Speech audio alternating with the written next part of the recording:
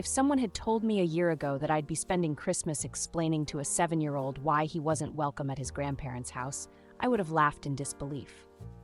But here I am. My name is Alyssa. And after losing my husband in a worksite accident, I've been learning the hard way that grief doesn't just expose your pain. It also reveals who really stands by you and who absolutely doesn't. My husband, Daniel, passed away in a construction accident just 8 months ago. One moment he was texting me about picking up pizza, and the next I was sitting in a sterile hospital room being told he wasn't coming home. Since then, every morning starts with a deep breath, a cup of bitter coffee, and a smile I put on for my son Eli, even on the days I feel like I can barely breathe. You'd think after something like that, family would come together. Some did. Daniel's parents, Grace and Walter, stepped in without hesitation.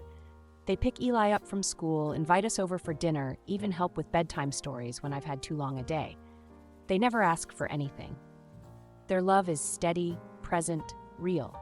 But my own parents, they've made it painfully clear that their definition of family doesn't seem to include my son or me, unless there's something in it for them. Growing up, my older sister Melissa was always the shining star. The straight-A student, the homecoming queen, the one who could do no wrong. That favoritism didn't disappear when we became adults.